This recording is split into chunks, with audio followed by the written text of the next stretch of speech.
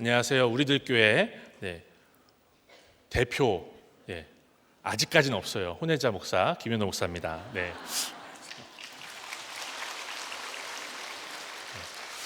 우리가 올해 초에 묵상한 마가복음을 이제 전도 축제를 딱 2주 앞두고 다시 묵상하는 이유가 분명히 있다고 생각을 합니다. 우연은 없잖아요.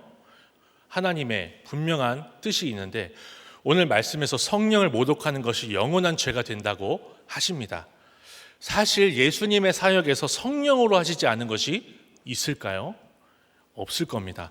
거룩하신 삼위일체 하나님이 함께 역사하시기 때문에 예수께서 우리를 위해 공생애를 사신 모든 순간, 또 이 땅에 작은 점으로 오셔서 자라신 30년의 세월까지도 성령의 사역이라고 할 수 있습니다.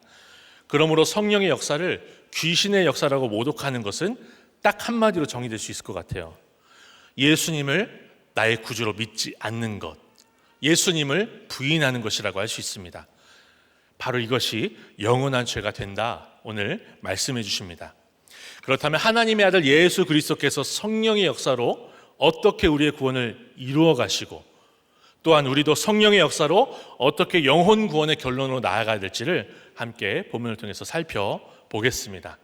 성령의 역사는요, 첫 번째는 집에서 시작됩니다. 20절 말씀 같이 한번 읽어볼게요. 집에 들어가시니 무리가 다시 모임으로 식사할 겨를도 없는지라. 이 마가는 앞서 우리가 읽은 20절 앞에 19절에서 예수님이 12제자를 부르신 산에 올라가셔서 사역하신 그 제자 콜링의 사건을 다룹니다. 이렇게 제자들을 부르시고 나서 예수님이 가장 먼저 하신 사역이 여러 가지가 있을 거예요. 그런데 마가는 집에 들어가신 것이라고 합니다. 특정 지역이나 특정 사람에게 가신 게 아니고요, 그냥 집에 들어가셨다고 하는 거예요. 그냥 집 자체를 강조해서 보여주는 거예요. 생각해보면 마가복음을 기록한 마가가 어떤 사람이었습니까? 자기 집에 120여 명의 사람들이 다락방에 들어갈 수 있을 정도로 큰 집을 가진 부유한 집안의 아들이었어요. 그리고 그 마가의 다락방에는 성령의 역사로, 오순절 성령의 역사로 성령의 불꽃같이 임하는 것을 경험한 놀라운 경험이 있었죠.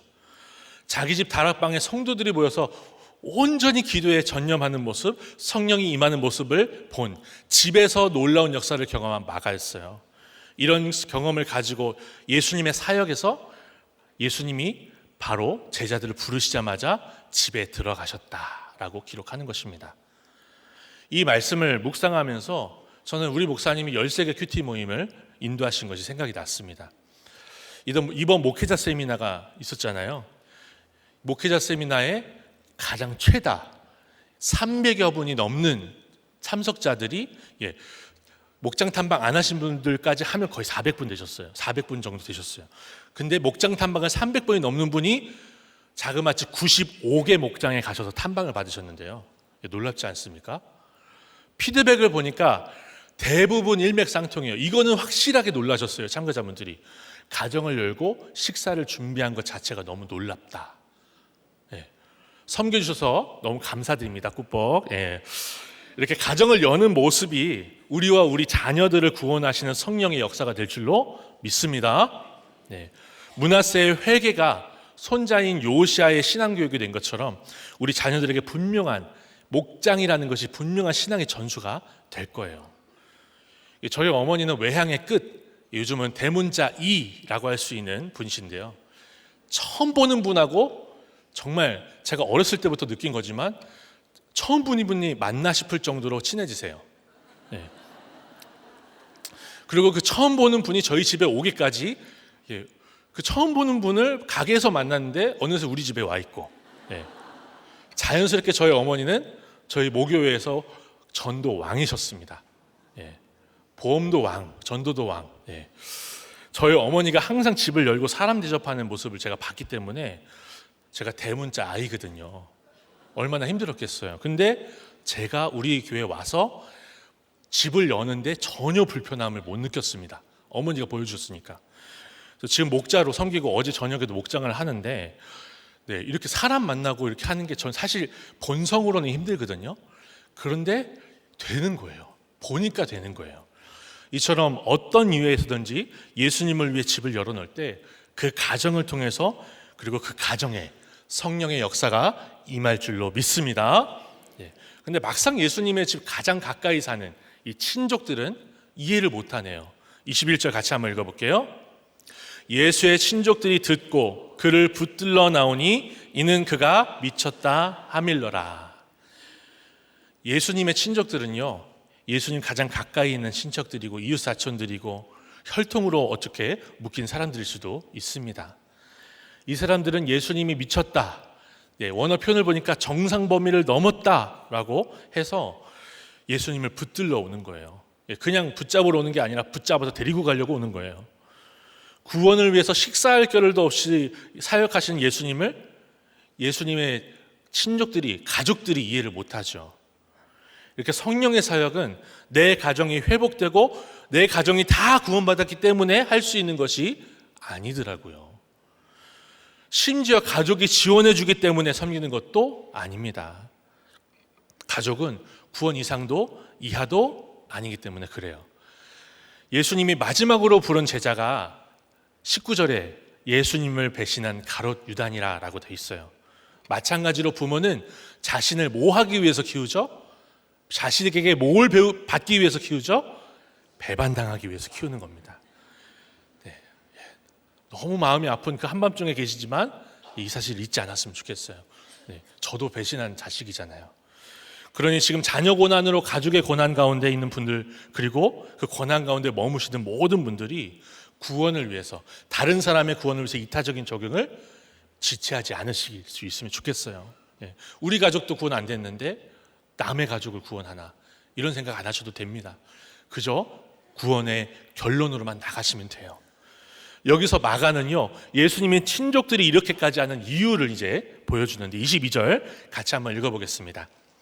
예루살렘에서 내려온 서기관들은 그가 바알세불이 지켰다 하며 또 귀신의 왕을 힘입어 귀신을 쫓아낸다 하니.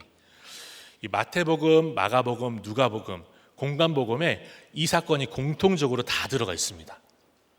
그런데 자세히 비교를 해보니까 다른 복음서, 누가복음이나 마태복음에는 이 사람들에 대해서 이렇게까지 자세히 말을 안 해요.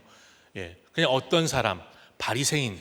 근데 마가는요, 예루살렘에서 내려온 서기관들이라고 그 출신들과 그들의 업무에 대해서, 직무에 대해서 얘기를 하는데요. 이런 거죠. 높고 높은 예루살렘에서, 그 세련된 서울에서 누추한 이 시골 갈릴리까지 내려온 서기관들이라는 거예요. 이렇게 예루살렘에서 내려온, 그것도 율법의 전문가인 서기관들이 말하니까 가족도 움직이는 겁니다. 우리식으로 하면 우리나라 최고의 기관이 어디죠? 거기 있잖아요. 거기서 공부하고 수학하고 가르치는 최고의 전문가가 얘기하니까 아무런 비판 없이 따라가고, 심지어 자녀들에게 강요까지 하는 그런 모습이 예수님의 친족들이에요. 이렇게 세상은 자신의 지위와 전문 지식을 가지고 복음을 막는 일을 합니다. 너무나 안타깝죠. 우리 자녀들이 학교에서 반기독교적인 교육을 하는 것을 우리가 너무나 쉽게 볼 수 있어요. 진화론을 배우고 성평등에 대해서 배우고 반성경적인 사상과 이론을 가감없이 배웁니다. 저희 딸이 초등학교 3학년인데 어떡할까 고민을 많이 했어요. 근데 학교 보냈거든요. 3, 4교시 때 성평등, 성감수성 교육을 한다는 거예요. 근데 GPT한테 물어보니까 선생님의 성향에 따라서 동성애가 합법화하는 식으로 가르칠 수도 있다, 이런 식으로 GPT가 뜨니까, 야, 이걸 어떡하나. 오늘 이제 제가 어차피 설교를 하니까 데리고 와야 되나, 학교를 보내야 되나, 이런 고민을 했어요. 그런데 우리가 온실 속에서 우리 자녀들을 키울 수는 없잖아요. 기독교의 온실 속에서만. 이들도 다 학교, 사회로 다 나가야 되잖아요. 그런 사람들 전도해야 되잖아요.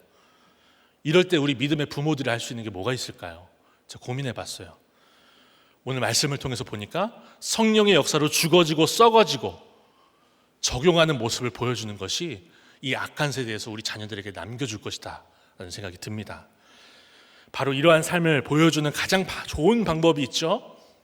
목장이에요. 집에서 예배드리는 모습이에요. 힘든 사람의 나눔을 들어주는 모습을 자녀들에게 보여줄 때 악하고 음란한 세대 가운데 우리 자녀들이 믿음을 지키고 믿음의 다음 세대로 쓰게 될 줄로 믿습니다.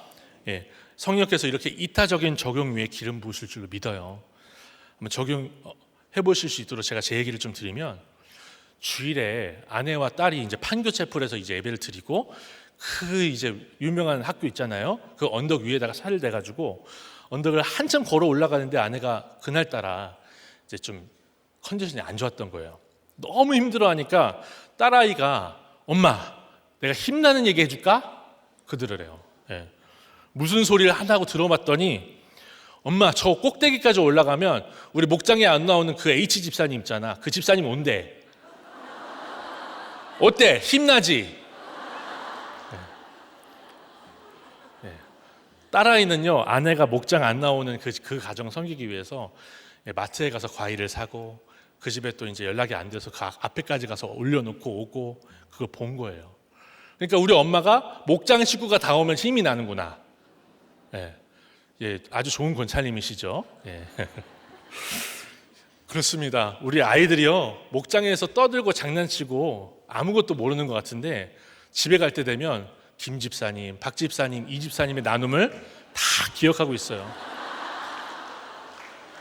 그러니까 부모님이 입으로는 갓을 얘기하는데 이미 삶으로는 골드를 찾아가는 모습을 안 보고 있겠습니까? 그렇죠? 그러니까 식사할 겨를도 없이 구원을 위해 나아가는 모습을 보여주고 들려주는 것이 자녀들이 영생을 누리게 하는 최고의 교육인 줄로 믿습니다.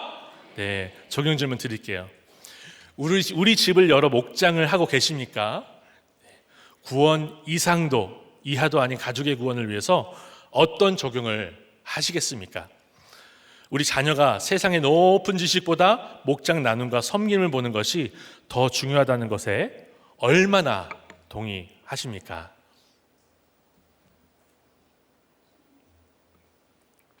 성령의 역사는요, 두 번째로 구원을 위해서 맞추게 하시고 낮추게 하십니다. 맞추고 낮추는 거예요. 23절 상반절만 한번 읽어보죠. 예수께서 그들을 불러다가 비유로 말씀하시되, 이전까지는 예수님이 가면 무리들이 몰려왔는데요, 예수님이 이번에는 처음으로, 마가복음에서는 처음으로 그들을 불러다가 라고 하시네요. 우리 주님은 우리와 갈릴리 사람들의 약함을 너무나 잘 아세요. 예루살렘에서 내려온 그 대단한 S대 출신의 서기관들의 말을 듣고 우리가 흔들릴 수밖에 없다는 걸 너무나 잘 아세요. 하지만 양보할 수 없는 것, 그것이 구원이기 때문에 불러서라도 가르치십니다. 공동체로 불러서, 목장으로 불러서 가르치시는 거예요. 그리고 우리의 수준으로, 우리의 땅의 언어로 비유로 설명하시는데, 하반절 그리고 24절 읽어보도록 하겠습니다. 사탄이 어찌 사탄을 쫓아낼 수 있느냐? 또 만일 나라가 스스로 분쟁하면 그 나라가 설 수 없고, 절대로 둘로 나뉠 수 없는 왕국에 대해서 비유를 드십니다. 그 당시 유대 지역은요, 로마의 식민지였잖아요. 로마가 넓은 지역을 다스릴 수 없어서 분봉 왕들을 세우긴 했지만 황제는 딱 한 명밖에 없었습니다. 로마 황제. 그리고 그 넓은 지역을 다스리기 위해서 로마 황제는 반역이라는 것에, 그 단어에 굉장히 민감했어요. 반역 사건이 나면 초토화를 시키고, 그래서 십자가형이 나왔다고 제가 읽었거든요. 그 지역에 반역한 사람들을 십자가에 다 달아서 그 시신을 방치를 하는 엄청나게 무시무시하고 끔찍한 형벌을 보여준 거예요. 그러니까 로마 황제에게 반역하면 어떻게 되는지를 식민지 사람들이 다 아는 거죠. 반역 못해요. 피부에 와닿게 반역을 할 수 없잖아요, 여러분. 잘 들어보세요. 이 얘기를 하시는 거예요. 저는 이 비유를 묵상하면서 정말 이제 너무 마음이 아파요. 우리나라는 분쟁하는 나라잖아요. 지역 감정과 진영 논리를 가지고 둘로 딱 쪼개져서 어디는 맞고 저기는 틀렸고, 우리는 맞고 너들은 틀렸고, 이렇게 하잖아요. 나라가 없으면 예배도 드릴 수 없는데 우리가 가슴을 치며 분쟁하는 우리 나라를 위해서 기도해야 될 때가 된 줄로 믿습니다.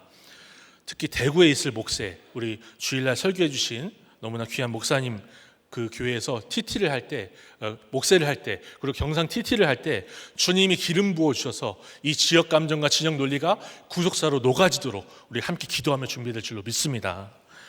이렇게 치열하게 분쟁하는 우리나라가요, 지금까지도 멀쩡하게 경제가 이렇게 돌아가고 사회가 돌아가고 문화가 이렇게 보존되는 거 생각해 보니까 오직 하나님의 은혜인 것 같아요. 하나님의 오래 참으신 것 같아요. 오래 참아주실 때 더 애통해야 될 줄로 믿습니다. 우리 주님은요, 이어서 집에 대한 비유를 또 드시네요. 25절 같이 읽어볼게요. 만일 집이 스스로 분쟁하면 그 집이 설 수 없대요. 집에 들어가신 주님이 집이라는 주제를 꺼내시는데, 제가 한 남자 고등학생 형제를 이제 신방하면서 이 남자는 잘 안 웁니다. 저도 잘 안 울어요. 우울증 약을 먹어서 그런지 눈물이 잘 안 나요. 네. 특히나 안 먹었을 때도 눈물이 나도 이를 악물면서 참습니다. 근데 고등학생 남자가 울면서 부모님에게 부탁하는 장면을 봤어요. 부모님 이제 싸우지 말아주세요.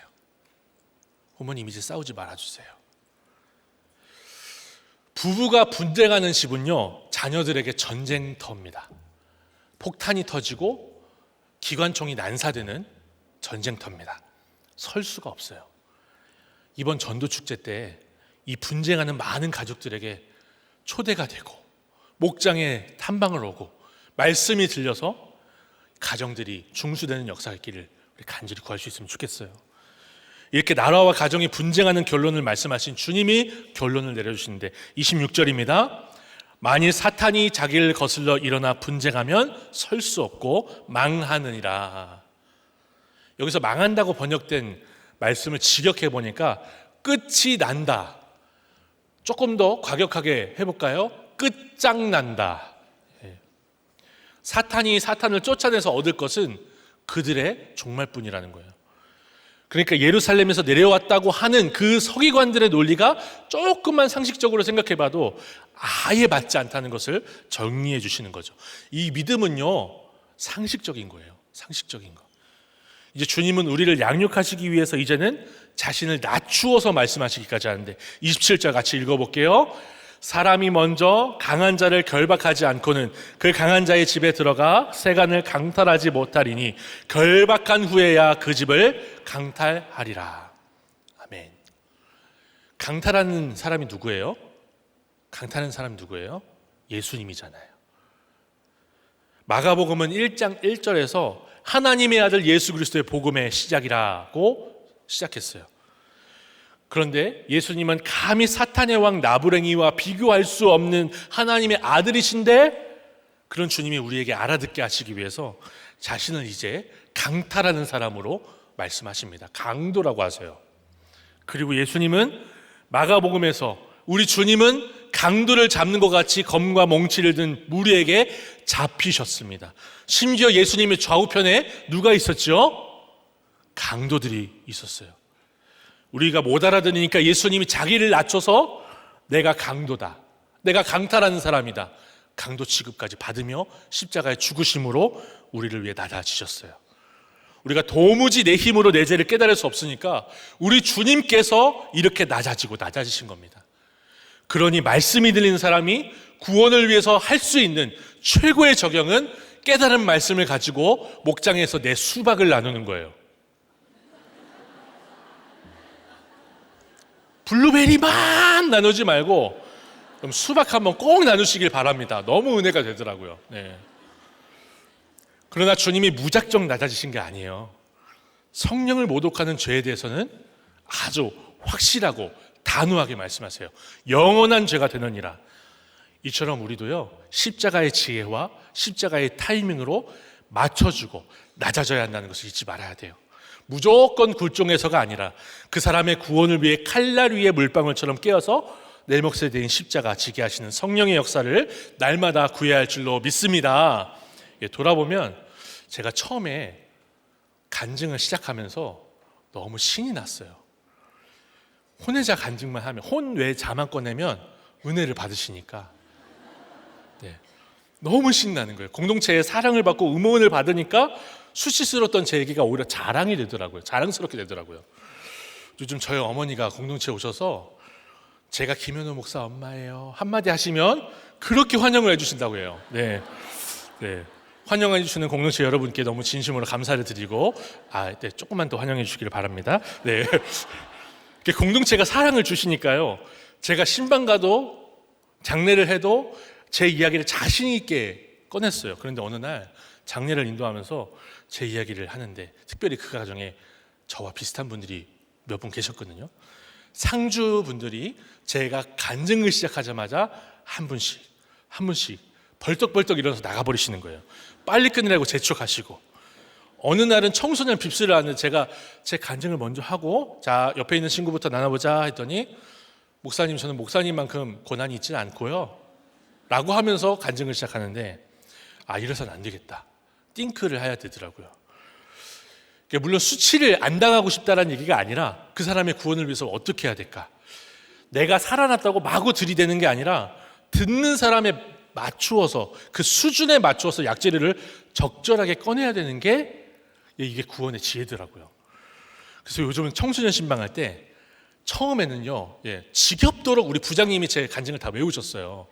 근데 요즘은 한마디도 안 꺼내고 혼외자의 혼자도 안 꺼내고 나올 때도 있어요. 아이들에게 시마다 때마다 맞는 처방, 입시 때문에 힘든데 혼외자 얘기해봤자 아이들이 듣겠습니까? 네. 목사님 학교가 힘들어요. 내가 혼외자인데 말이야. 이렇게 주님이 공동체 안에 불러주셔서 양육해 주시니까요 무조건 제가 그나마 구원을 위해서 나갈 수 있는 줄로 믿습니다. 그 사람의 구원을 위해서 한마디 꺼내기 위해서 우리는 몇 마디 들어야 되죠? 열에 열을 더해서 100마디. 성령의 도우심이 있어야 또 다른 사람의 말을 또 듣잖아요. 우리가 사랑하는 여러분, 성령의 역사를 구하며 때에 맞는 말씀의 적용으로 영혼 구원의 결론을 향해 나아가는 저와 우리 모두가 되길 소망합니다. 적용 질문 드릴게요. 구원을 위해서 양보할 수 없기 때문에 나를 불러 말씀하신 사건은 무엇입니까? 구원을 위해서 낮아져서 맞춰주고 인내해야 할 사람은 누구입니까?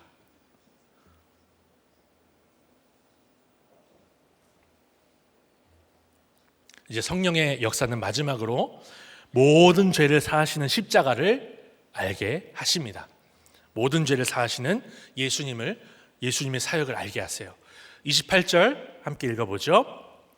내가 진실로 너희에게 이르노니 사람의 모든 죄와 모든 모독하는 일은 사하심을 얻되.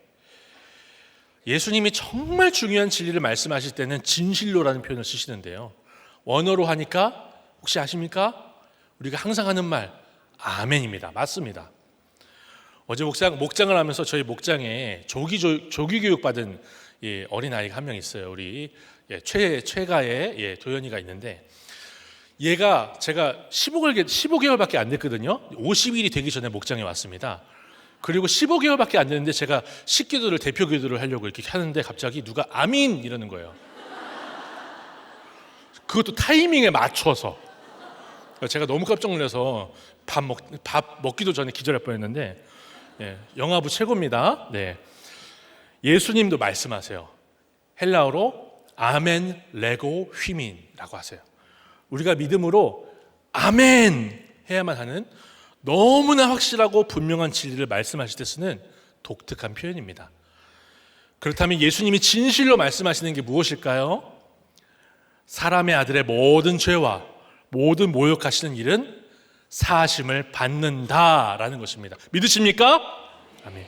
이렇게 용서한다는 확실한 약속의 말씀이 있기 때문에 우리가 말씀으로 깨달은 나의 약함, 나의 악함을 공동체 안에서 고백할 수 있어요.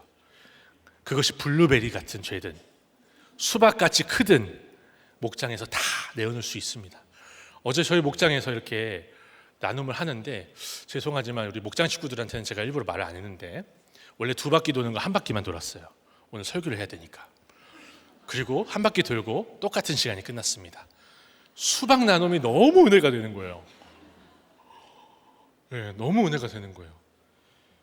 우리가요, 예수님이 나의 모든 죄를 사해 주신다는 걸 믿고 고백하고 나누니까요, 목자부터가 그냥 나눌 수가 있게 되더라고요. 그리고 우리 목장 식구가 나누게 되고 그 얘기를 듣는 집사님들이 양육이 되고, 마리아를 양육하니까 전체가 양육받는다고 하셨잖아요. 그런데 절대적인 예외가 하나 있습니다.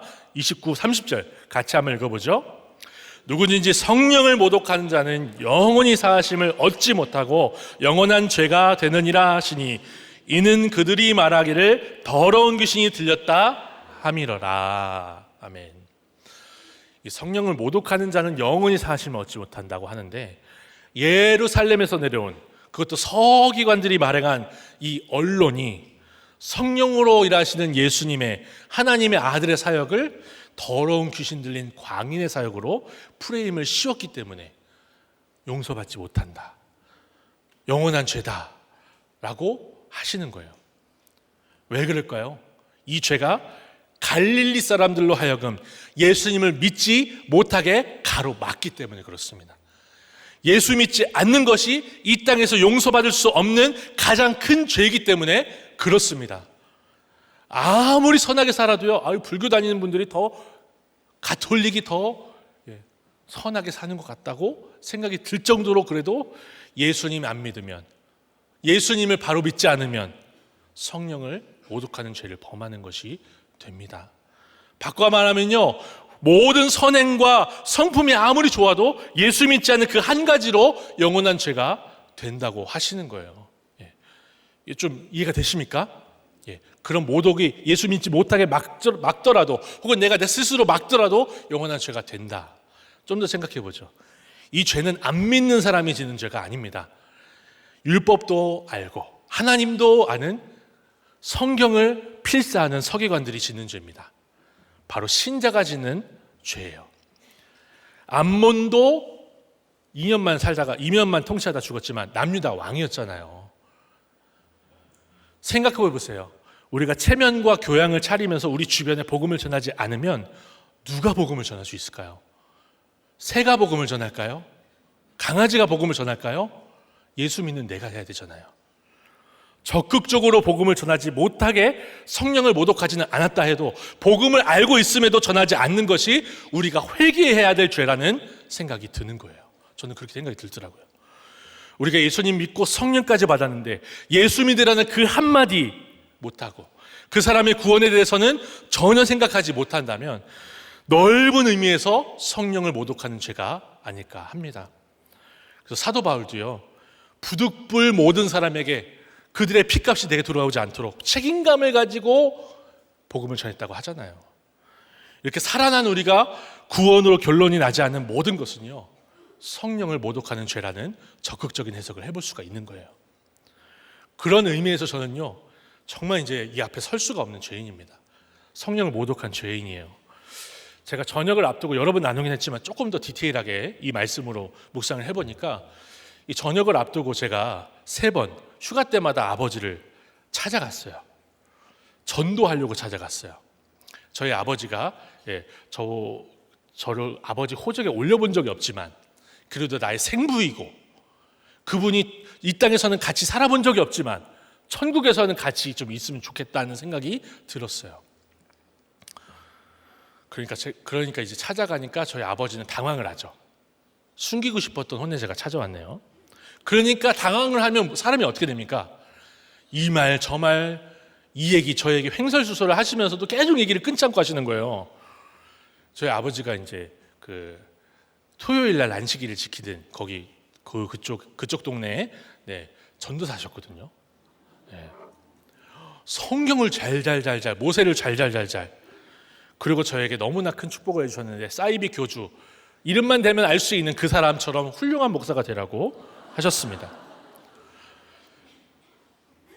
그러면서 아버지가 3번째 찾아갔을 때 어머니의 실수에 대해서 말씀하시면서 자신이 연락할 때까지 연락하지 말아달라고, 아버지에 대한 배신감도 들고 어머니가 그렇게 하셨다는 거에 너무 충격을 받아서 일부러 찾아가지도 않고, 그리고 우연한 기회에는 번호마저 바꿔버렸습니다. 그리고 13년이 지났어요. 제가 말씀으로 인생이 해석되고 나서 어머니께 감사하다고, 그리고 이제는 이제 아버지의 구원을 위해서 이제 내가 또 해야겠구나, 이런 생각이 들어서 공동체 여러분들에게 여쭤보기 시작했습니다. 장례를 가도 거기 식사하면서 마을님한테 뭐 목자님들한테 옆에 분들 붙잡고 어떻게 해야 되냐고, 목장을 가도 어떻게 해야 되냐고, 초원 모임을 가도 어떻게 해야 되냐고, 청소년부에서도 어떻게 해야 되냐고 물어보고 다녔어요. 그랬더니 저와 비슷한 약재료가 있는 분들이, 선배님들이 계시더라고요. 정탐을 먼저 해보시죠. 그래서 제가 우리 가나안 땅 정탐하듯이 조심스럽게 사설 탕정이라도 된 것처럼 커다란 망원 렌즈 하나 들고, 네, 아버지가 운영하시던 카센터 주변을 서성이면서 돌아다닌 적이 있어요. 그날 쎄한 느낌이 들더라고요. 그 자리 그게 없더라고요, 가게가. 그리고 이듬해 이제 초에 아버지가 자살하셨다는 소식을 들었습니다. 저는 자기 연민과 아버지에 대한 원망, 부모님에 대한 원망으로 신학생이었고 어느 정도 해석이 됐고 전도하러 간다라고 했음에도 불구하고 성령을 모독하고 회방하는 죄를 지은 것이 맞더라고요. 그 13년 동안 아버지를 찾아가 보려고, 연락해 보려고 생각도 안 했던 제가 성령을 모독한 게 맞더라고요. 그래서 너무 하나님께 죄송하고, 생각하면 할수록 죄인 중에 괴수가 맞아요. 이런 죄인인 저에게 복음을 전하러 와달라고, 우리 아버지 좀 전도해 달라고, 중환자리실에 좀 와달라고 하면요, 좀 몸은 힘들어요. 몸이 안 힘들다고 하면 거짓말이라고 하실까 봐 말씀드려요. 몸은 힘들어요. 근데 너무 행복합니다. 복음 전할 수 있는 기회가 이런 죄인에게도 주어지는구나. 너무 감사해요. 그러니까 많이 불러주시고요. 그렇다고 해서 막 부르시면 안 됩니다. 비싼 사람입니다. 장난입니다. 죄인은 제가 공동체가 아니면 용서를 이제는 제가 받지 못할 죄인인데, 이런 죄인인 주제에 용서를 못할 뻔한 적이 있었어요. 아버지와 관련돼서 이제 터덜터덜 망원 렌즈를 들고 돌아다닌 날, 한여름이었거든요. 큐페 끝나고 집에 가면서 어머니께 전화를 드렸네요. 어머니, 혹시 아버지께 유산 달라고 하신 적 있으세요? 했지. 너가 찾아갈 때마다 했지. 배신감이 들었습니다. 감사하다고 얘기한 지 얼마 안 됐는데 배신감이 들더라고요. 어떻게 그럴 수 있나, 이거 권사님이신데. 근데 그것마저도 공동체에서 나누고 가니까 어머니가 아들에게 할 수 있는 최선이 뭐였겠느냐, 그 당시에. 그러니까 어머니를 해석해 주는 거예요, 공동체가. 그러니까 예수 믿는 공동체 안에 있으니까 이게 어머니에 대한 배신감과 어머니에 대한 이 불편함이 아니라, 어머니는 진짜 어머니 편에서 할 수 있는 걸 다 하셨구나, 이게 해석이 되니까 또 마음에 정말 용서가 되고 또 편해지더라고요. 그러다가 청소년부 지난 이제 서양 예배 때 강사로 세워진 초원님이 우리나라는 아이를 낳고 키우기에 너무나 무책임한 구조를 가지고 있다고 하시더라고요. 처음 알았습니다. 외국에서는 친부가 양육비를 안 주면 사기꾼에 준하는 벌로 다스린대요. 저희 아버지는 사기꾼이십니다. 그 기준으로 하면요, 저희 아버지는 좀 가셔야 될 것 같아요. 그 국립호텔 가셔야 될 것 같아요. 근데 나와서 기르기가 이렇게 힘든 상황에서 저희 어머니가 저와 저희 형을 위해서 몸부림치며 사셨구나가 딱 깨달아지는 거예요. 그러니까 모든 죄와 모든 모독이 사심을 얻는 데잖아요. 우리는 성령을 항상 모독하고 예수님 전하는 게 너무나 힘든 죄인들인데, 모든 죄와 모독이 사심을 받았다는 것을 정말 공동체 안에서 주님이 불러서 해석해 주시고 깨닫게 하시고, 그 해석으로 이제는 사람 살리는 약재로 인생을 살게 하시는 거죠. 이렇게 저희 어머니는 저에게 죄를 지은 분이 아니라 모든 죄를 용서해 주시는 십자가 전해주신 최고의 어머니가 맞고요. 예수만 믿게 해주신 게 아니라 이 강단에 세워 목사로 살게 하셨으니 저희 어머니가 최고인 줄로 믿습니다.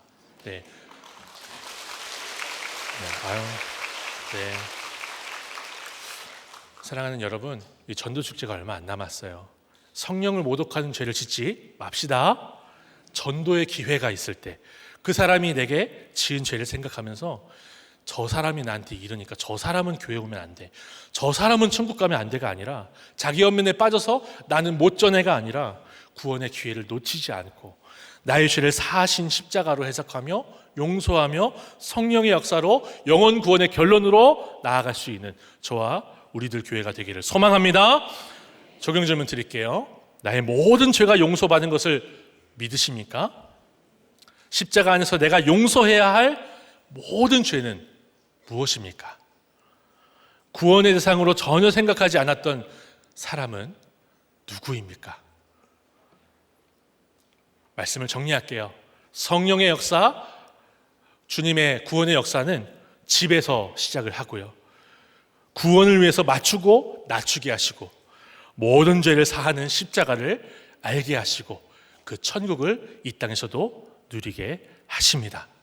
한밤중에 울 수밖에 없고 숨죽여 정말 탄식할 수밖에 없는 우리 사랑하는 성도님들, 힘내시고 구원을 위해서 나아갈 때 주님께서 우리의 구원자가 되시고 우리를 붙잡아 주시고 우리와 함께 하셔서 외롭고 괴로운 인생길을 통과하게 하실 줄 믿습니다. 기도드리겠습니다. 하나님 아버지, 구원 이상도 이하도 아닌 가정을, 너무나 특별한 가정을 저에게 허락하셨는데 제 상처와 연민에 빠져서 낳아주신 아버지를 구원의 대상으로 보지 못하고 배신감에 연락도 하지 아니하고 전도도 하지 못한 아버지, 저의 아버지 모독하는 죄를 다시 보게 하시니 감사드립니다. 주여 불쌍히 여겨 주시옵소서. 주님, 이제는 이타적인 섬김으로 집을 열고 가정을 살리기 위해 구원의 대상을 위해서 맞추고 낮추는 아버지 하나님, 그런 인생으로 나아가 십자가로 해석되어 나도 용서받고 나도 남도 용서하며 구원을 위해 나아가서 아버지의 영원 구원의 결론으로 끝맺는 사랑하는 저와 우리 모든 아버지 하나님 사랑하는 주님의 지체들 다 될 수 있도록 붙잡아 주시옵소서. 이제 간증을 전해주실 평원님에게 성령의 기름을 부어주시고 우리에게 듣는 귀를 여셔서 듣고 살아나 복음을 증거하는 인생으로 나아가게 하옵소서. 우리 주 예수 그리스도의 이름으로 기도드립니다. 아멘. 안녕하세요. 전지영 권사입니다. 네, 재작년 수요 설교 때 제가 너무 떨려서 여러분들이 다 고구마로 보이길 원한다고 했었는데요. 오늘도 고구마 이야기를 준비해 왔어요. 한 인삼밭에 고구마가 살았는데 주위 친구들이 다 인삼이니까 자기가 고구마인 줄 알고 살았대요.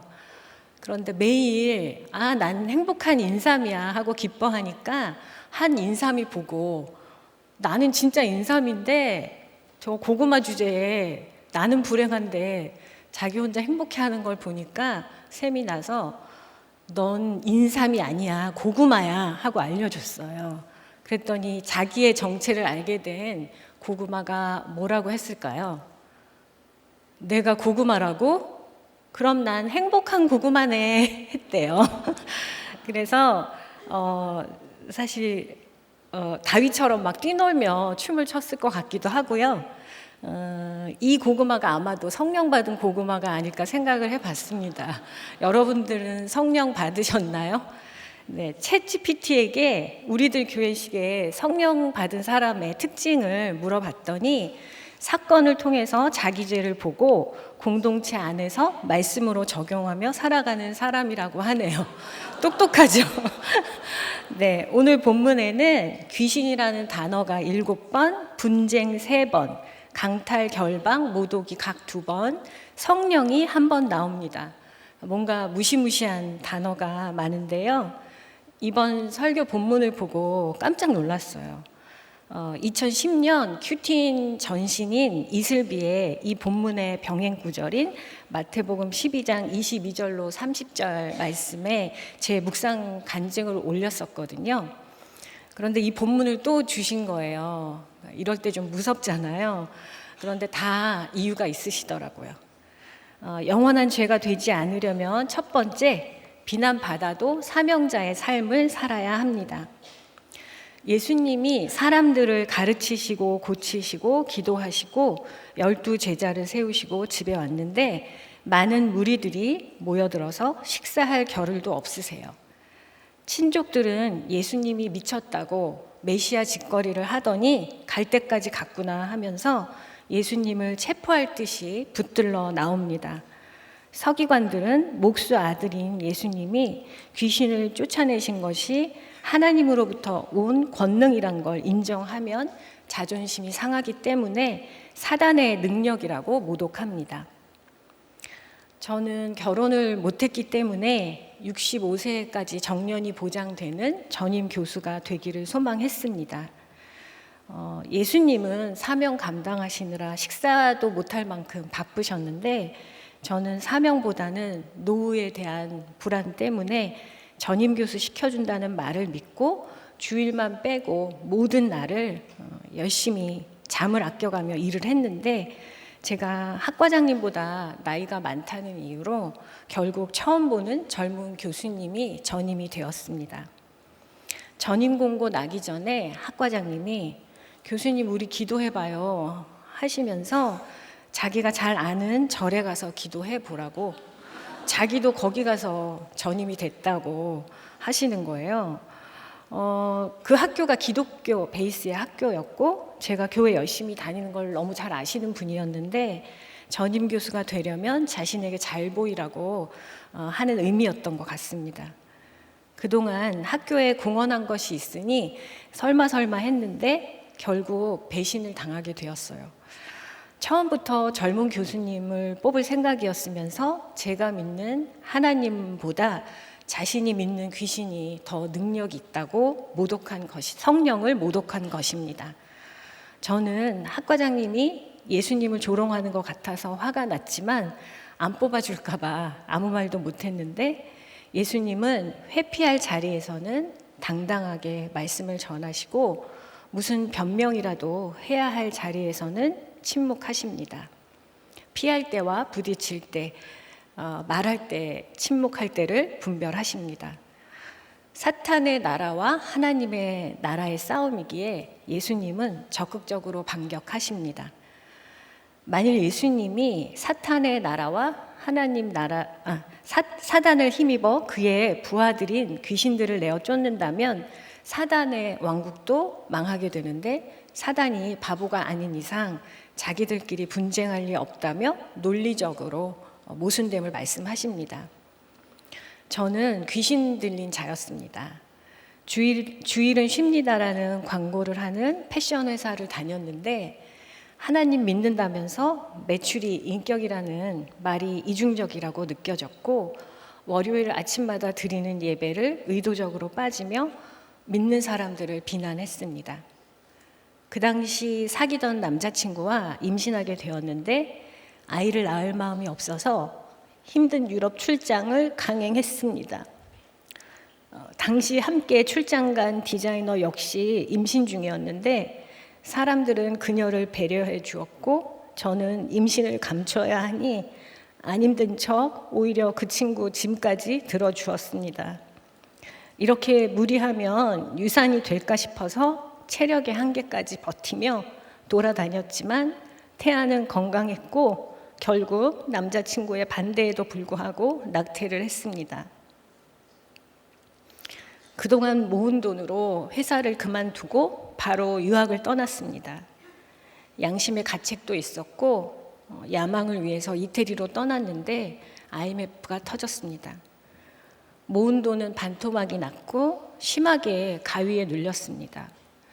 이태리 말도 모르는데 이태리 귀신이 하는 이태리 말을 알아듣는 정말 신기하면서도 공포스러운 하루하루가 이어졌고 눈을 감으면 각종 귀신들에게 가위가 눌려서 잠을 잘 수가 없었습니다. 괴로운 나날을 보내다 세상 사람들의 처방으로 머리맡에 칼도 올려놔보고 팥도 올려놔보고 했는데 효험이 없었어요.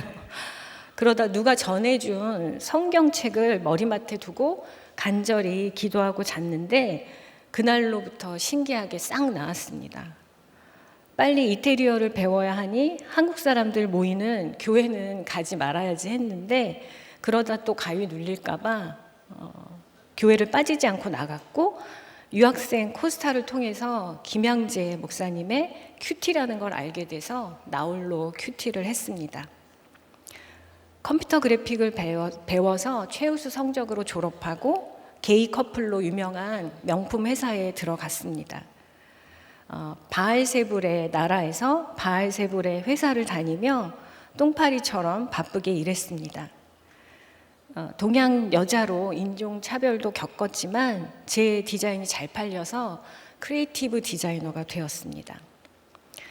크리스마스 휴가에 뉴욕에 갔다가 스펙과 외모가 뛰어난 교포 2세 남자친구와 첫눈에 반해서 장거리 연애를 했는데 대화가 잘 안 되니 밥 먹었어, 사랑해 이 말만 했고 서로에 대해서 아는 것이 없었습니다.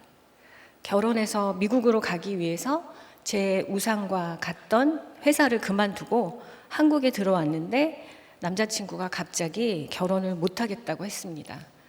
나중에 알고 보니 9.11의 여파로 회사에서 잘리고 우울증이 심했다고 합니다. 원치 않게 한국에 눌러앉게 되었는데 교만해서 한국 회사에 적응을 못했습니다. 명품 브랜드에서는 고유한 컨셉과 스토리텔링으로 창의적인 가치를 만들어내는데 한국은 그저 잘 팔리는 디자인을 서로 카피해서 빨리 만들어 팔면 되는 분위기였습니다. 저는 단추 가격도 하나 제대로 모르니 한국에서는 무능한 디자이너일 수밖에 없었고 카피나 하려고 디자이너가 된 게 아니라며 회사를 그만두었습니다. 더군다나 자궁내막증으로 수술하고 30대 중반의 나이에 호르몬 치료를 위해서 6개월간의 강제 폐경을 경험하며 인생이 허무했는데 김양재 목사님이 교회를 하신다는 소문을 듣고 우리들 교회에 오게 되었습니다. 목사님의 눈물이 예수님이 나를 위해 울어주시는 것만 같았습니다. 이 교회만이 살 길로 여겨져 정착하게 되었고 말씀이 두바이 쫀득 쿠키보다 달게 느껴졌습니다. 두 번째, 나의 악을 결박하고 사탄으로부터 강탈해 내야 합니다. 예수님이 결박, 강탈과 같은 강도들이 쓰는 단어를 쓰십니다. 사람이 강한 자의 집에 들어가서 그 세간을 강탈하는 유일한 방법은 강한 자를 결박하는 것입니다. 도둑질은 주인이 집을 비운 사이에 하면 되지만 강탈은 집주인을 결박하지 않으면 불가능하잖아요. 사단이 예수님에 의해 결박당한 상태이기에 예수님의 이름을 믿고 의지하면 귀신을 쫓아낼 수 있습니다. 내 속의 악을 내 힘으로는 결박할 수 없기에 주님은 가위 눌리는 사건과 혈루증으로 강탈하시고 내 집에 들어오셔서 그 악을 결박해 주십니다. 오늘 이 본문에서 제 눈에 들어오는 단어가 강탈이었어요. 하나님이 주신 것을 강탈한 게 무엇인지 묵상해 보겠습니다. 이 6가지 모두 다 제 얘기인데요. 첫 번째, 시간을 강탈합니다. 게임, SNS, TV, 웹툰, 아이돌, 덕질 그런 것들인데 도파민에 중독되어 시간 가는 줄 모릅니다. 시간 강탈이 진짜 안 좋은 게 빠지면 중독으로 가고 물질까지 강탈당하기 쉽습니다. 특히 요즘은 AI에 강탈당한 분들이 많으신 것 같아요. 신년에는 AI 사주풀이를 본다는데 저희 학생들 말로는 아주 귀신처럼 잘 맞춘대요. 2025년 신조어 GPT 어화둥둥체는 챗GPT가 어린아이를 치켜 세우듯 과장된 칭찬을 해서 생긴 말입니다.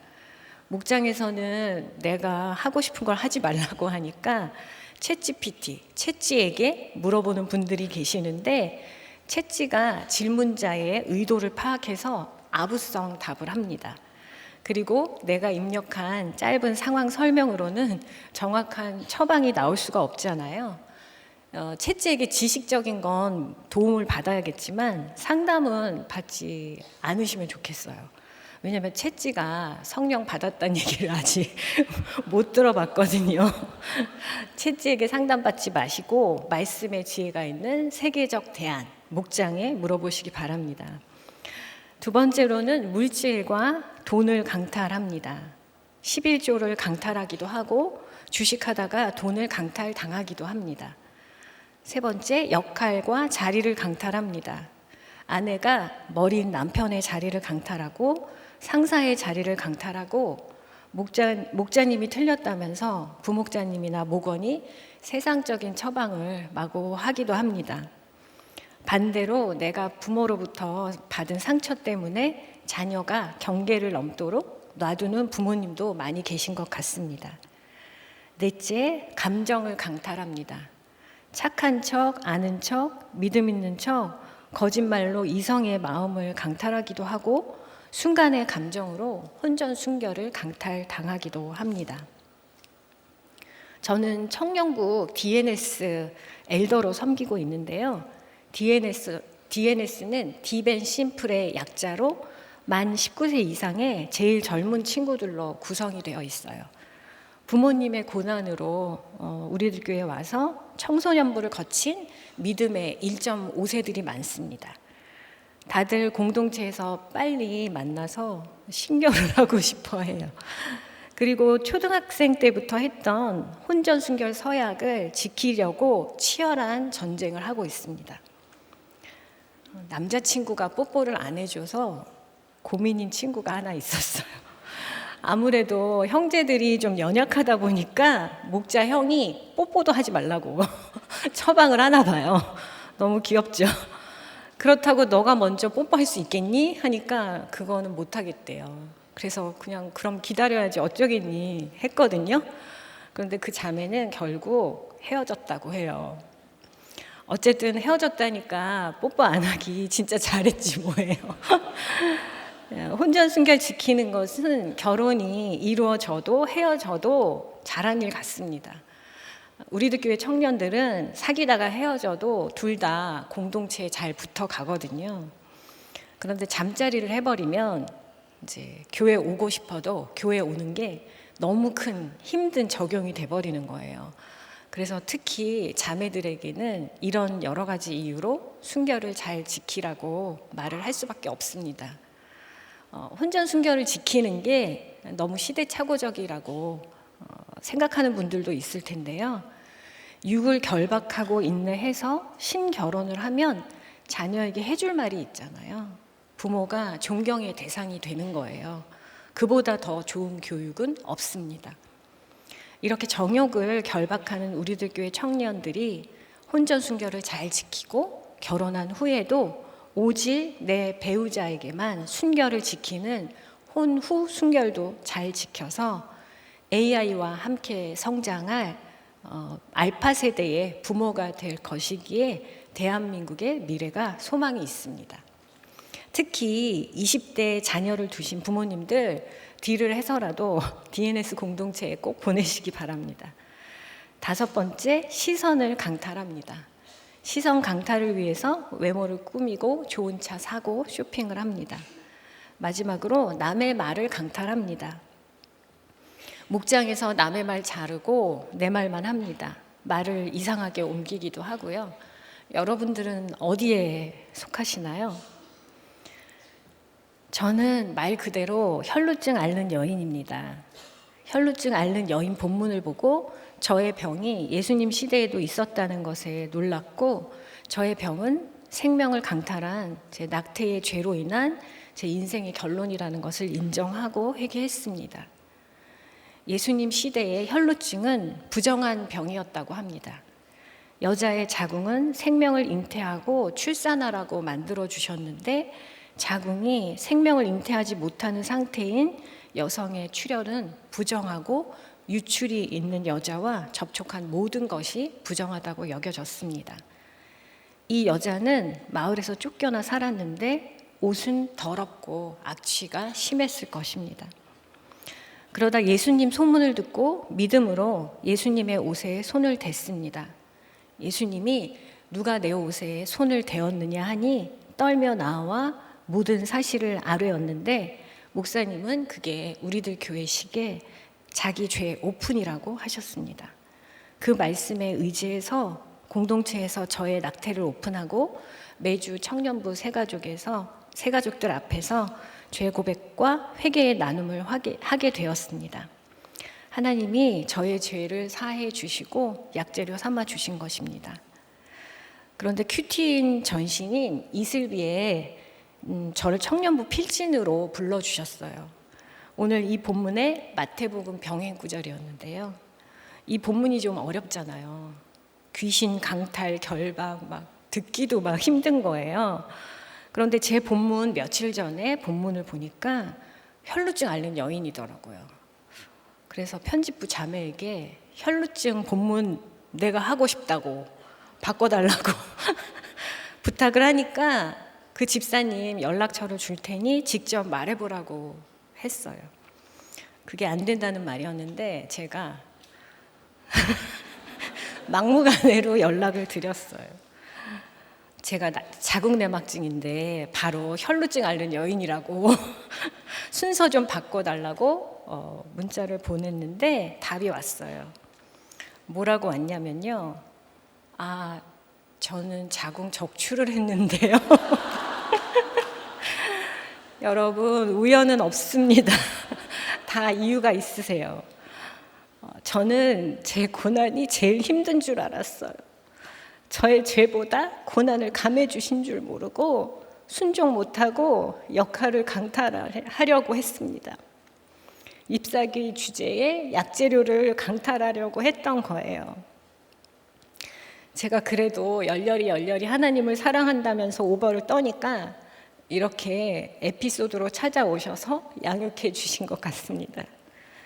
그 흑역사 사건 이후로 교회에서 뭘 하라고 하면 토달지 않고 잘 하려고 했습니다. 네, 세 번째, 성령에 의지해야 합니다. 오늘 본문에는 사람의 모든 죄에도 사하심을 얻는 자와 성령을 모독하여 영원한 죄가 되는 자가 나옵니다. 사람의 모든 죄는 사람이 사람에게 지은 죄라고 볼 수 있는데 성령에 의지하여 하나님께 회개하면 사하심을 얻는다고 합니다. 우리의 죄가 우리의 연약함에서 비롯되었기에 회개를 통한 용서의 길을 열어두신 것입니다. 하지만 성령을 거스르고 모독하는 죄는 하나님의 거룩하심을 회방한 것이기에 영원한 죄로 용서받지 못한다고 하십니다. 처음 교회에 왔을 때는 가위 눌렸던 두려운 경험 때문에 영적인 것을 알고 싶지도 않았고 방언받는 것에도 관심이 없었습니다. 고등부 교사로 큐페에 참석했는데 문을 다 잠그시더라고요. 그래서 새벽까지 결박당한 채로 아이들을 위해서 기도하다가 성령 받고 방언 기도가 터져 나왔습니다. 눈물로 회개하고 성령이 임하니 병 고침만이 목적인 제 모습이 보였습니다. 하나님을 3번 부인한 베드로와 그리스도인을 박해한 바울, 간통한 다윗도 용서하신 것처럼 주님이 저의 죄, 특히 낙태의 죄를 사하여 주신 것이 믿어집니다. 사실 죄의 문제에서 자유롭지 못해서 눌림이 있었는데 회개를 통해서 하나님께 용서를 구할 때 온전히 사하심을 얻었다는 것을 확실히 믿게 해주셨어요. 하나님은 이제 사명자의 삶을 살라고 다시 넘어지지 말라고 환경도 결박해 주십니다. 오라는 데가 없고 갈 곳이 없는 노처녀로 결박해 주시고 건강으로 결박하시고 바쁜 전임 교수가 안 되게 하심으로 공동체에 결박하게 해주셔서 주님만 의지하며 사명 감당하며 가는 것이 은혜라고 고백하는 인생이 되게 하십니다. 말씀과 성령에 결박되어서 삶의 소유권을 온전히 주님께 드리겠습니다. 기도드리겠습니다. 마음 한편으로 여전히 나의 기도가 응답받기 원하며 예수님을 향해 분쟁을 했습니다. 내가 원하는 대로 되지 않는다고 함부로 원망하며 성령을 모독하는 죄를 짓지 않기를 원합니다. 제 안에 아직 세상의 바알세부를 의지하는 마음이 있지만 그래도 연약함을 아시는 주님께 기도합니다. 불쌍히 여겨주셔서 성령을 허락해 주시옵소서. 회개함으로 사해 주셨사오니 저희의 잎사귀 간증이 약재료가 되게 해 주시옵소서. 해야 할 복음의 말을 전하게 하시고 참아야 할 말을 참을 수 있는 힘을 주시길 원합니다. 믿지 않는 가족에게 믿는 사람들의 잘못을 정죄하거나 불신자의 형통을 부러워하면서도 믿는 사람의 형통은 시기한 적이 있는데 믿는 사람끼리 스스로 분쟁하는 일이 없기를 원합니다. 시간, 물질, 역할, 감정을 강탈하지 않고 사건으로 찾아오셔서 제 속의 악을 결박해 주시니 이제 제 삶의 주도권을 온전히 주님께 드리겠습니다. 우리의 자녀들이 공동체에 결박당하기를 원합니다. 말씀에 강탈당하고 성령에 강탈당하기를 원합니다. 오늘도 한 영혼을 위해서 눈물 흘리시는 담임 목사님의 영육의 강건함을 허락해 주시고 성령님이 함께해 주셔서 사단의 공격으로부터 지켜 보호하여 주시옵소서. 다가오는 선거에서 야심이 아닌 진심으로 섬기는 일꾼들을 세워지고 모든 악법들은 막아지고 생명을 보호하는 법이 제정되도록 이 나라를 지켜 주시옵소서. 창립 23주년 전도축제에 많은 영혼들이 주의 품으로 돌아오고 국내외 띵크트립 준비와 목세 후속 양육에 기름 부어 주시기를 간절히 기도합니다. 이 모든 말씀 사랑으로 우리 죄를 사해 주시는 주 예수 그리스도 이름으로 기도드립니다. 아멘.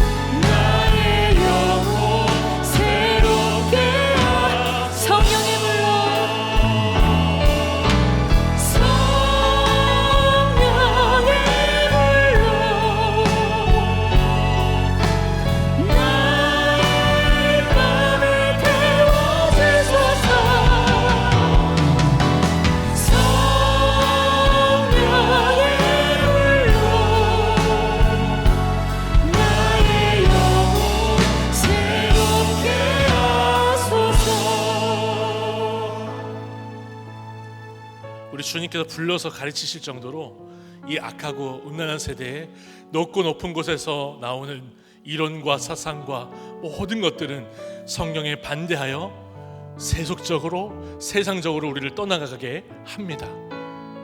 우리 시간 회개기도 할 수 있으면 좋겠어요. 성령의 불로 나를 태워 주시옵소서. 주님, 세상의 가치관과 세상의 유혹에 아버지, 우리가 가치관 자체가 하나님 골드가 우리의 우상이 되어서 아버지, 우리 자녀들에게 그런 모습을 보여주고 집에서부터 복음의 성령의 역사가 시작되는데 집에서 비난받는다고 사명을 포기하는 우리입니다. 주여, 우리를 불쌍히 여겨 주시옵소서. 구원을 위해서 맞춰주시고 내가 강탈했다고, 내가 강도라고 강도의 좌우편에 가운데에서 십자가로 죽으신 예수님을 우리가 봤는데 우리는 강탈하고 시간을 강탈하고 정말 하나님 앞에 드려야 될 것을 강탈하여 내 것이라고 생각했습니다. 주여, 불쌍히 여겨 주시옵소서.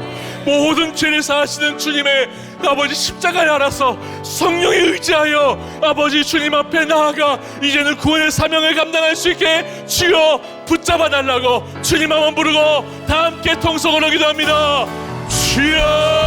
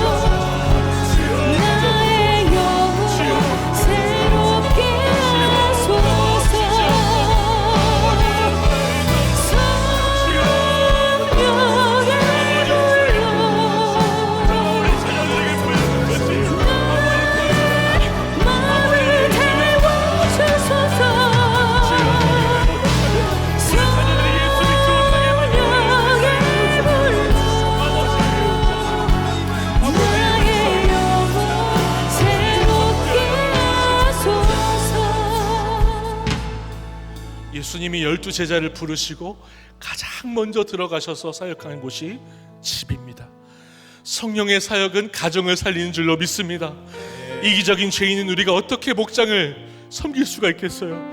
성령의 도우심을 구할 수 있기를 원합니다. 가정이 중수되게 하시고 정말 부부 목장으로 올 수 있는 역사가 있게 도와주시옵소서. 위기의 가정들에게 성령의 역사로 사모함을 허락하여 주시옵소서. 하나님, 전문가들이 말하고 대단한 사람들이 이혼하고 자살하는 시대를 우리가 그냥 따라가고 있는데 주여 성령의 역사로 이혼이 막아지고 자살이 막아지게 하여 주시옵소서. 피투정이라도 살아내는 가정 되게 하여 주시옵소서. 우리 가정을 살려달라고, 우리 목장 식구를 살려달라고 우리 주님 한번 부르고 다 함께 통성을 하기도 합니다. 주여 아버지,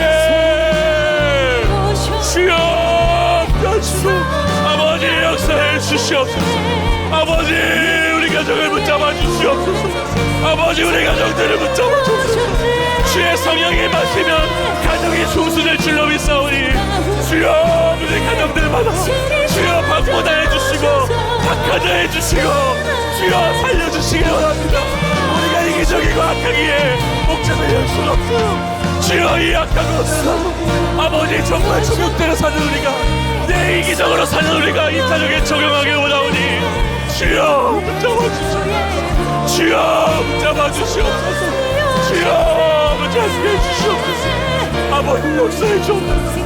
주님 가족들이 아버지 대단한 사람들이 대통령이 자살을 하니 아버지 너무나 쉽게 자살하고 이혼합니다. 주여 불쌍히 여겨주옵소서. 주여 불쌍히 여겨주옵소서.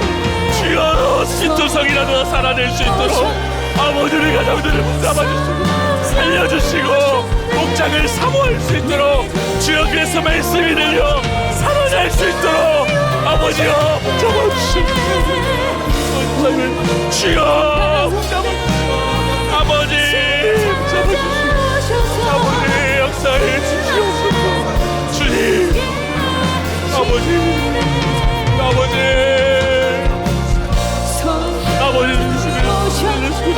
주여 살려주시고 아버지 살려주시고 아버지 목장의 표전들 가정들마다 아버지 이번 기회를 쫓아 아버지 의 목장에 올 수 있게 가정이 중수되는 역사가 주여 있게 하여 주시옵소서. 아버지 그런 이상도 이하도 아닌데 아버지 주여 구원을 함께 하여 주시옵소서. 우리 창립기념 견조축제가 얼마 남지 않았습니다. 복음을 전하는 것을 스스로 방해하는 우리의 피의식, 자기 연민을 뛰어넘어서 그 한 영혼이 아버지 품으로 돌아오는 은혜가 있기를 구합시다. 양육의 막바지에 왔는데 그런 열매가 맺히도록 주여 붙잡아 주시옵소서. 또한 이 복음을 해외와 국내에 전하기 위해서 준비하고 있어요. 기름 부어주셔서 성령의 역사하심과 나타나심으로 구속사의 말씀이 흑암케 되게 하시길 구합시다. 이 일을 위해서 앞서가신 우리 담임 목사님의 영역을 강건하게 하시고 목사의 후속 양육을 통해서 가정을 살리는 교회, 나라를 살리는 교회, 살아난 교회가 세워지도록 주님 한번 부르고 기도하겠습니다. 주여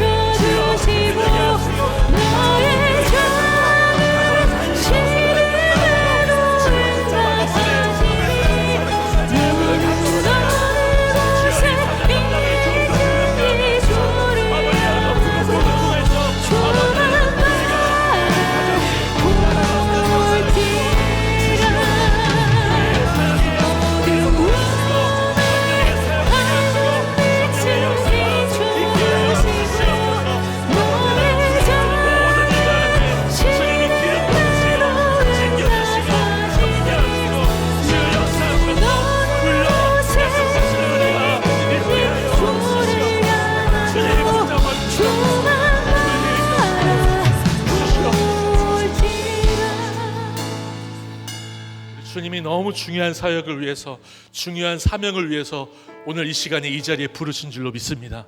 특별히 나라가 분쟁하면 그 나라가 설 수 없다고 하시는데 우리나라가 그런 나라예요. 분쟁하는 나라예요. 주여, 우리를 불러주셔서 여기 나라를 위해서 기도하게 하셨사오니 주여, 이 나라 살려주시옵소서. 불쌍히 여겨 주시옵소서. 우리 자녀들에게 성령을, 예수님을 가르치지 못하게 하는 정말 모독하는 죄가 막아지게 도와주시옵소서. 차별금지법도 막아지고, 하나님 나무제한 낙태법도 막아지고, 정말 생명살릴법이 제정될 수 있도록 다음 주 수요일이면 이제 투표를 합니다.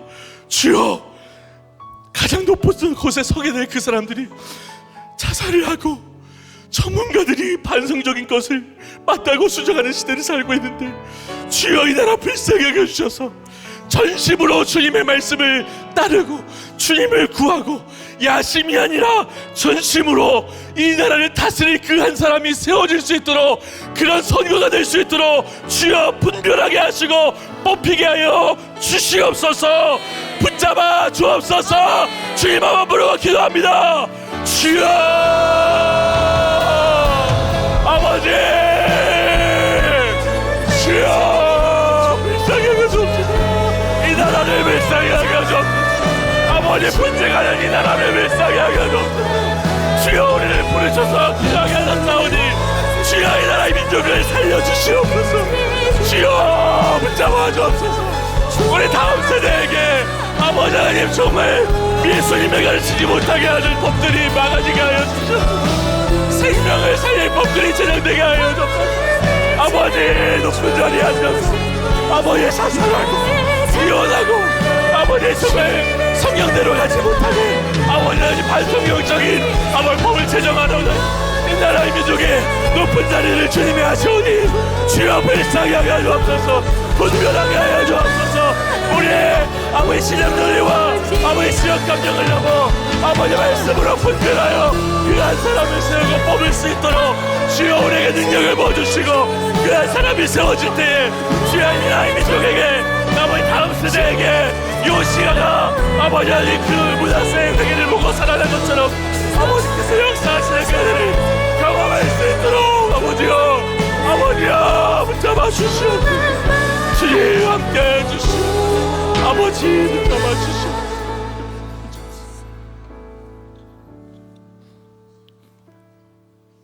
우리 함께 기도할 때 우리 정진아 집사님의 아들 수호, 정송이 집사님의 아들 설민이, 박현지 집사님, 이구목 집사님, 원지영 집사님 언니 원신원님, 이현숙 집사님 남편, 성민경 집사님, 김은정 집사님의 아기, 김응선 집사님의 어머니, 김현수 집사님의 어머니 안부강님, 정송이 집사님의 언니 정재임님, 이현주 집사님의 태아, 윤현주 집사님의 아버지, 이수호 집사님의 아버지, 권옥란 집사님의 딸 민지, 임기옥 집사님의 동생 이목란님, 백정숙 집사님의 시어머니, 유희연 집사님의 어머니 신준하님, 서정수 집사님의 남편 최병영님, 성민경 집사님, 주님께서 붙잡아 달라고, 고치시고 살려주시고 성령의 역사 가운데 영적 구사 위에 나가게 해달라고 우리 다 함께 공동체 기도를 가지고 주님 한번 부르고 기도하겠습니다. 주여,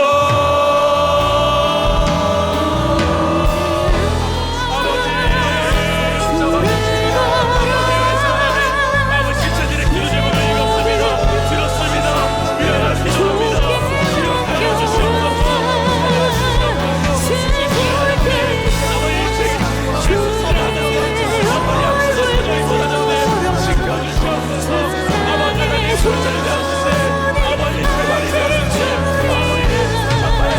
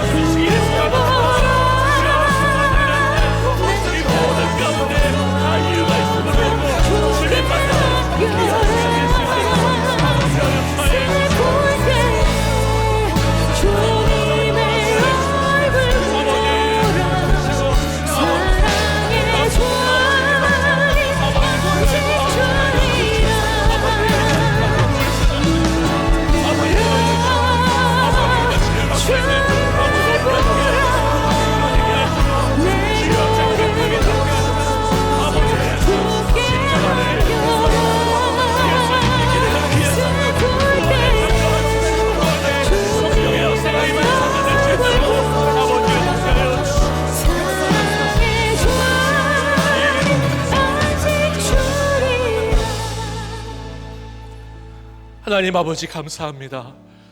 주님이 우리 집에 와주셔서 우리가 살았습니다.